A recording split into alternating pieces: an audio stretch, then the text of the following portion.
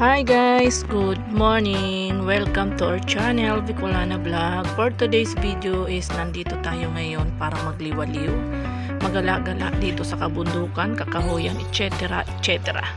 etc. etc. talaga ayun. Kasi nakaka-relax yung kapaligiran, di ba?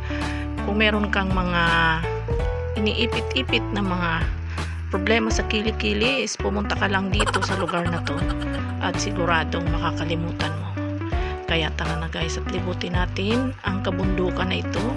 Kaya sa mga medyo nabuburyot dyan, tara at samahan mo ko para libutin natin ang kakahuyan na ito. Ayan, tingnan nyo nga guys, so, nakaka-relax, hindi ba? Siyempre pagka yung medyo gusto mo mag-relax, ayan, ikot-ikot ka lang dito. Sa mga gusto makarating nga pala dito guys, dito lang yan sa Tanay Rizal. Daranac Falls, Tanay Rizal. Ayan, napakalawak ng lugar na ito. Kung nakikita nyo yan, sobrang napakalawak niya, kahit saan pwede kang lumibot. Ayan, sa mga tanawin pa lang, sobrang masusulit ka na talaga. Pero nandun sa may kabilang, sa may gawing kanan, yung pinakang falls nila, ito puro pasyalan lang siya, dito sa kabundukan. At ang makikita mo dito puro mga kaungguyan talaga.